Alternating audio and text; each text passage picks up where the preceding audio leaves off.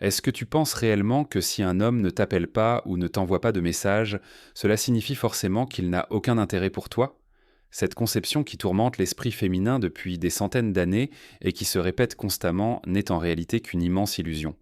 Pourtant, personne ne t'a jamais expliqué que le silence masculin ne traduit pas toujours un rejet. Si tu n'apprends pas à interpréter correctement ce mutisme, tu continueras à laisser tes réactions être guidées par tes craintes plutôt que par ta force. Aujourd'hui, nous allons complètement démolir cette ancienne croyance qui te fait ressentir ton insignifiance lorsqu'il prend ses distances. Parce que le problème ne concerne pas uniquement lui. Il s'agit de toi. Ce qui compte vraiment, c'est la façon dont tu réagis à son silence, à quel point tu te connais toi-même et tout ce que tu vas découvrir en toi quand il se tait.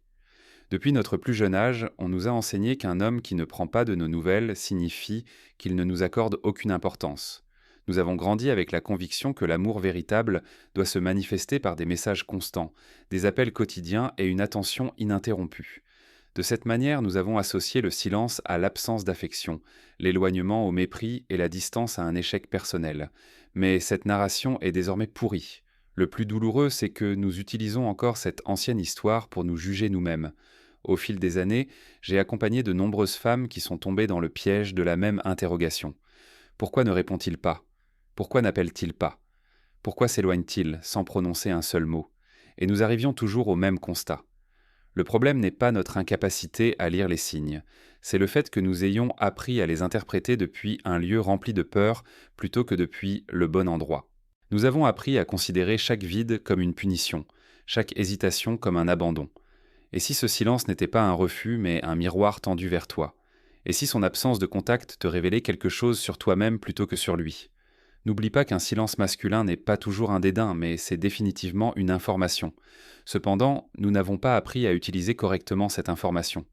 Parce qu'au lieu de faire une observation calme, nous sommes conditionnés à réagir avec anxiété et inquiétude, à envoyer des messages précipités, à chercher des explications non désirées et à justifier ce que nous ne comprenons pas. C'est précisément là que nous commençons à perdre notre pouvoir, parce qu'au lieu de rester dans notre propre centre, nous sommes attirés dans une dynamique qui nous sépare de nous-mêmes. Voilà le vrai problème, c'est que nous oublions qui nous sommes quand il s'éloigne. Ce dont tu as besoin maintenant, ce n'est pas de savoir s'il pense à toi ou non. Ce dont tu as besoin, c'est de reprendre le contrôle sur ce que tu penses de toi-même en son absence. Si toi aussi tu veux reprendre le contrôle, écris contrôle dans les commentaires, parce que tout ne commence pas dans son message ou son appel, mais dans ta réaction à son silence. Voici ton point de départ et, crois-moi, cela peut aussi devenir ton point de transformation. Il y a quelque chose de douloureux mais que tu dois savoir. Parfois, le silence n'est pas pour oublier mais pour observer. Bien qu'il ne l'exprime pas clairement, beaucoup d'hommes se retirent pour voir ce que tu vas faire en leur absence. Même si ce n'est pas toujours une stratégie consciente, c'est une façon de mesurer ta réaction. Et quand tu réponds avec des messages anxieux qui tentent de le garder proche, avec des questions qui cherchent à confirmer que tout va bien, tu abandonnes une partie de ce qui constitue ton centre. Est-ce que cela t'est déjà arrivé? Il disparaît pendant des jours et tu reviens avec «Tu vas bien? Tu n'as pas donné signe de vie. Je me demandais juste.» Sans même t'en rendre compte, tu lui offres sur un plateau d'argent le besoin de créer un lien, même s'il n'a rien fait pour le mériter. À ce moment-là, tu ne montres pas de l'intelligence. Tu affiches une dépendance émotionnelle et c'est souvent exactement le signal qu'il s'attend à voir. Non pas pour t'accorder plus de valeur, mais pour confirmer que sa présence est plus importante que ta stabilité. Le plus douloureux, c'est que cela n'arrive pas seulement aux femmes faibles. Les femmes fortes, intelligentes et accomplies s'effondrent aussi quand elles font face au silence de celui qu'elles aiment. Des femmes qui ont surmonté toutes sortes de difficultés s'éteignent quand un homme ne répond pas à leur message. La racine du problème est là.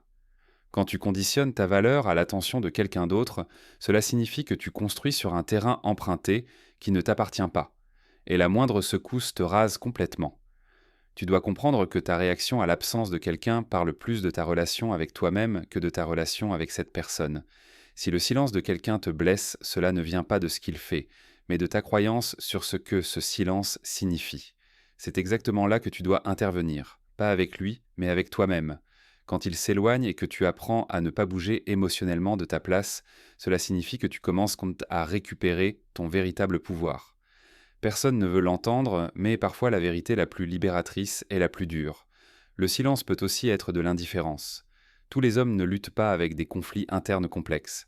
Parfois, ils ne s'intéressent tout simplement pas assez. Et plus vite tu acceptes cette possibilité, plus vite tu arrêtes de t'épuiser à essayer de changer quelque chose qui ne dépend pas de toi. Ce qui te piège vraiment, ce n'est pas l'absence elle-même, mais ta dépendance à une idée, aux possibilités, aux rêves, à cette version de lui qui n'existe que dans ta tête. Pendant que tu t'accroches fermement à cela, tu ignores ce qu'il te montre réellement, qu'il n'est pas là, qu'il n'appelle pas, qu'il n'apporte aucune valeur à ta vie. Et ce n'est pas de l'amour, c'est de l'illusion.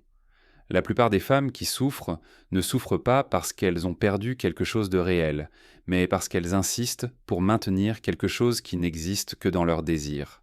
Elles continuent d'investir des sentiments, du temps et de l'énergie sur quelqu'un qui n'est pas disposé à faire la même chose. Pourquoi ? Parce qu'elles croient que si elles attendent un peu plus, si elles font un effort supplémentaire, il va changer.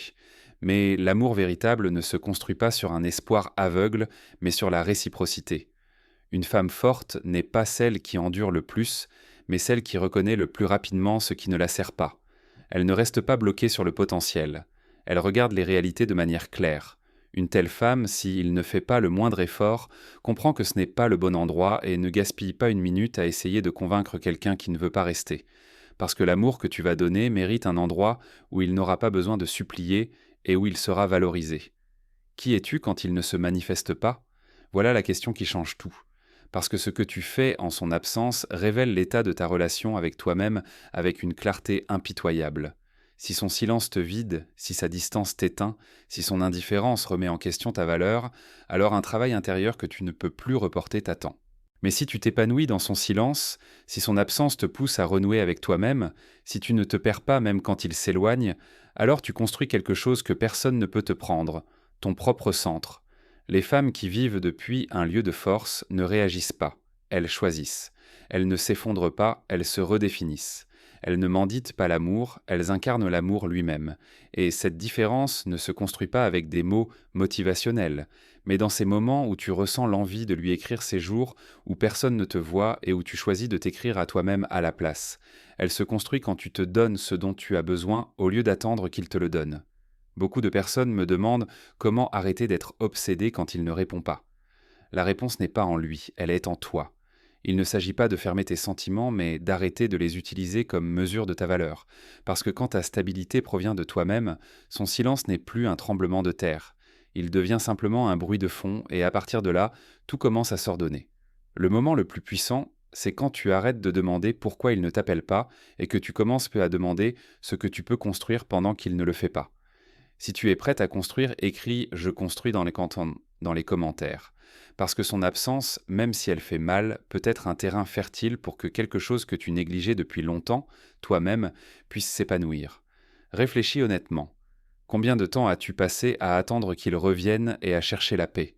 Combien de journées as-tu passé à vérifier ton téléphone, à imaginer des scénarios, à questionner chaque détail ? Et combien de ce temps aurais-tu pu utiliser pour te concentrer sur toi ? Progresser, grandir. Certaines femmes transforment un silence douloureux en la période la plus productive de leur vie. Elles arrêtent de consumer leur énergie à essayer de décoder ses intentions et commencent à clarifier les leurs. Elles cessent de chercher des signes de son retour et se concentrent sur leur propre évolution. Et quand ces femmes lèvent les yeux, elles réalisent qu'elles ont créé une version d'elles-mêmes qu'elles admirent. Quelqu'un qui ne s'effondre pas face à l'absence d'un message. Quelqu'un qui ne perd pas son centre quand l'attention se retire. Voilà ce qui arrive quand tu cesses de vivre selon ce qu'il fait ou ne fait pas, et que tu commences à vivre selon qui tu es. Parce que l'objectif n'est pas de comprendre le silence masculin dans ses moindres détails, mais de construire une solidité intérieure profonde qu'aucun silence extérieur ne peut toucher. Il ne s'agit pas de durcir ou de faire semblant de ne pas s'en soucier. Il s'agit de prendre soin de toi encore plus, même si tu t'en soucies.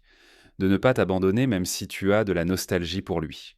De ne pas te perdre même si tu penses à lui. Parce que quand tu y arrives, tu ne changes pas seulement ta façon de vivre l'amour, mais aussi ta façon d'exister dans la vie. Les femmes qui vivent ainsi n'attendent pas d'être sauvées par quelqu'un. Elles ne paniquent pas pour un message. Elles ne perdent pas le sommeil pour quelqu'un qui ne fait aucun effort. Elles ont leur clarté, leurs objectifs, leur direction, et c'est pourquoi il est impossible de les ignorer. Non pas parce qu'elles jouent à la comédie, mais parce qu'elles vivent depuis leur propre réalité, leur propre axe, leur propre paix. Et je te garantis une chose, quand une femme choisit de se concentrer sur elle-même au lieu de courir après celui qui ne l'appelle pas, quelque chose de magique se produit. Son énergie change, sa vie se met en ordre et son pouvoir se ressent. Parce que désormais, son silence n'est plus le rôle principal. Le rôle principal, c'est toi. Parfois, le silence n'est pas de l'indifférence. C'est simplement une façon limitée de gérer les émotions. Beaucoup d'hommes n'ont pas été élevés pour exprimer ce qu'ils ressentent. On ne leur a pas appris à parler de leurs peurs ou à partager leurs conflits internes. Dans leur monde, se retirer est synonyme de contrôle. Rester silencieux est un moyen de se protéger, pas de te faire du mal. Cependant, comprendre cela ne signifie pas le justifier. Cela signifie regarder avec perspective. Un homme peut couper la connexion sans prévenir quand il traverse une période difficile. Il peut faire face à une crise personnelle, à une difficulté professionnelle, à une inquiétude familiale, et sa façon de gérer cela est de se fermer. Non pas parce qu'il ne t'apprécie pas, mais parce qu'il ne sait pas comment être émotionnellement disponible en résolvant ses propres problèmes. Le problème surgit quand tu interprètes sa distance comme un abandon à cause de ton besoin de connexion, et une souffrance inutile commence. Je ne parle pas d'accepter tous les comportements au nom de l'empathie. Je parle de connaître la différence entre comprendre et permettre. Tu peux comprendre que quelqu'un s'éloigne parce qu'il ne sait pas gérer ses émotions et décider quand même que ce n'est pas ce que tu veux dans une relation. Tu peux ressentir de la compassion pour son processus, mais tu n'as pas à porter les conséquences de ses blocages, parce que tu peux te mettre à sa place. Mais tu as aussi le droit de voir si ses chaussures t'emmènent où tu veux aller. Et voici le plus important. Tu n'es pas obligé de protéger tout ce que tu comprends. Tout ce que tu peux expliquer ne mérite pas ton énergie. Son silence peut avoir des origines valables, mais cela n'en fait pas une expérience que tu dois tolérer. Ta responsabilité n'est pas de sauver quelqu'un de ses propres vides. Ta responsabilité, c'est de te demander si ces vides t'éloignent ou non de toi-même. Parce qu'à la fin, ce qui importe, ce n'est pas pourquoi il se tait, mais ce que tu fais avec ce silence. Il y a un point où tout se transforme. Le moment où tu arrêtes d'essayer de comprendre pourquoi il ne t'écrit pas, et où tu commences à te concentrer sur ce que tu peux créer aujourd'hui. Le moment où tu arrêtes de scanner ces signaux et où tu commences à lire tes propres intentions. Quand tu remplaces la question « Où ai-je fait une erreur ?» par « De quoi ai-je besoin maintenant ?» l'histoire prend un tournant complet. Parce que chaque fois qu'il disparaît et que tu choisis de ne pas t'abandonner, cela signifie que tu pratiques quelque chose de plus précieux que n'importe quelle réponse. L'auto-soin émotionnel. Pas le superficiel, mais le profond, celui qui te ramène à tes priorités, tes objectifs, ton monde intérieur. J'ai vu des femmes qui ont complètement transformé leur vie en utilisant le silence d'un homme comme point de départ. Non pas parce qu'elles l'ont ignoré, mais parce qu'elles l'ont interprété avec sagesse. Elles ont décidé de poursuivre leurs rêves au lieu de tomber dans le piège de le poursuivre. Au lieu d'envoyer le message « Comment ça va ?», elles ont postulé pour une bourse. Elles ont mis à jour leur CV. Elles sont retournées à cette passion oubliée. Et tu sais ce qui s'est passé? Elles sont revenues à elles-mêmes, à leur force, leur énergie, leurs objectifs.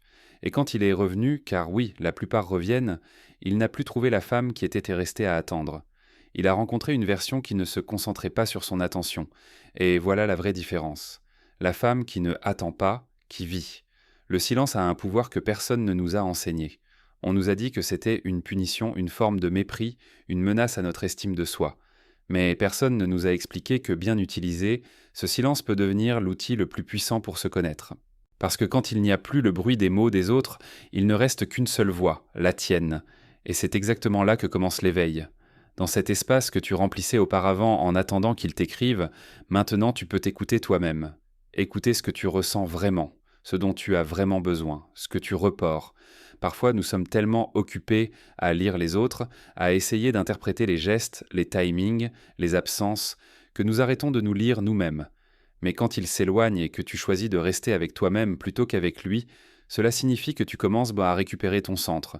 Et cela n'a rien à voir avec chercher des substituts ou trouver des distractions. Cela n'a rien à voir non plus avec faire comme si rien ne se passait. Il s'agit de voir ce qui se passe. Voir que tu apprends à être avec toi-même avec respect, que tu construis ta stabilité sans dépendre de la présence de quelqu'un. Voilà la vraie maturité émotionnelle. Quand tu n'as pas besoin de quelqu'un d'autre pour te soutenir, chaque message qui ne vient pas cesse d'être une blessure et devient un rappel. Tu as encore des choses à découvrir en toi. Tu as encore des vides à combler, mais avec ta propre lumière. Et quand tu y arrives, tu n'auras pas besoin qu'ils reviennent pour te sentir complète, parce que tu seras déjà revenu à toi-même. Souvent, nous confondons la connexion avec la dépendance.